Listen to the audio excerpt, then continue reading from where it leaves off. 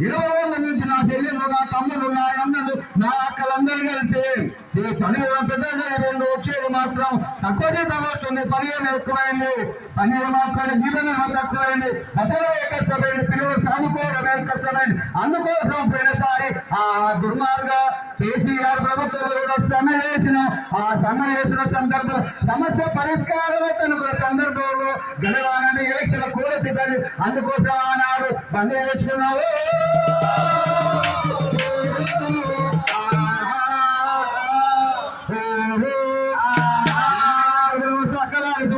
మీరు బాధపడు ఏమి ఆడుకో.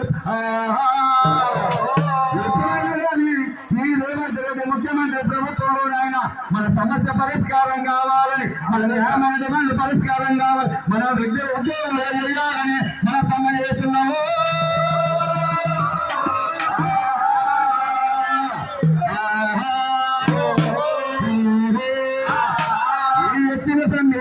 ఎత్తిన జెండా దింపకుండా ఈ నుంచి లేవకుండా మీ అందరికీ తెలంగాణ ఉన్నటువంటి డిపార్ట్మెంట్ ఉద్యోగులందరినీ కూడా నేను రెగ్యులరైజ్ చేస్తున్నా అని ప్రకటన వచ్చేంత వరకు ఎత్తిన జెండా దించాం కోసుల నుంచి లేవని మనం అందరం కూడా దేశ ప్రతిజ్ఞ చేసుకున్నాం. అవునా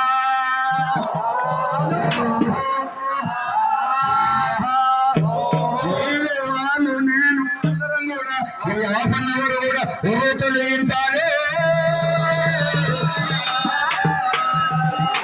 అట్లా మనమందరూ కూడా ఈ కార్యక్రమాన్ని చేయడం అంటే బాధాకరం. తప్పనిసరి పరిస్థితుల్లో మనం ఇక్కడ కూర్చోవాలి. బస్ ఏర్పడింది, ఆయన హామీ ఇస్తాడా ఏం చెప్తా చూద్దాం, వాళ్ళ తెలుసుకుందాం. బలవంతులు దుర్బల జాతిని బానిసలు రాధించారు, నరహంతలు జనాధిపతులై చరిత్ర ప్రసిద్ధిగాంచారు. ఒక వ్యక్తిని వేరొక వ్యక్తి, ఒక జాతిని వేరొక జాతి కత్తి పీడించే సాంఘిక ధర్మం ఉన్నంత కాలం ఎస్ఎస్ఏ ఉద్యోగులందరినీ రెగ్యులరైజ్ చేసేంత వరకు మన మహారాజాలు పోరాటాలు, ఈ జెండాలు, ఈ సమ్మె పోరాటాలు అవుతారు.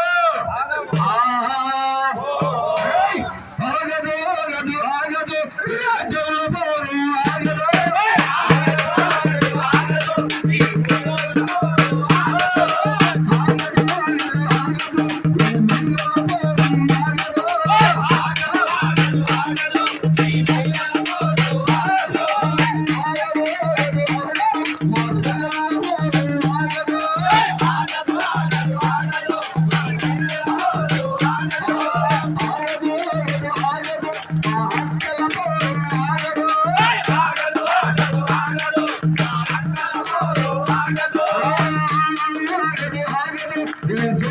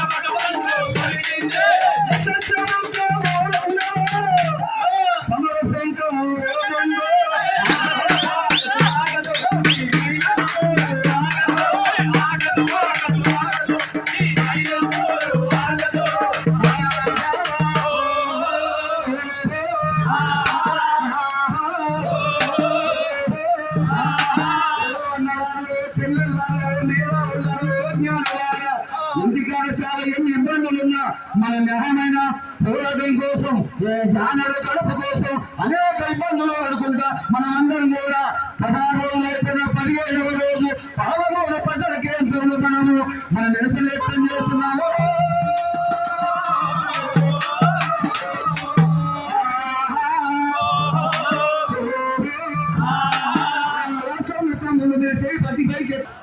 మనందరం కూడా పోరాటం చేయాలి. విశ్వజాతి వేరు పూలన్నీ ఒక్కటే, విశ్వజాతి వేరు పూలన్నీ ఒక్కటే, పశువులన్నీ వేరు పాలన్నీ ఒక్కటే, దర్శనములారు దైవం ఒక్కటే, పాలకులు వేరు వేరు, పాలకులు వేరు వాళ్ళ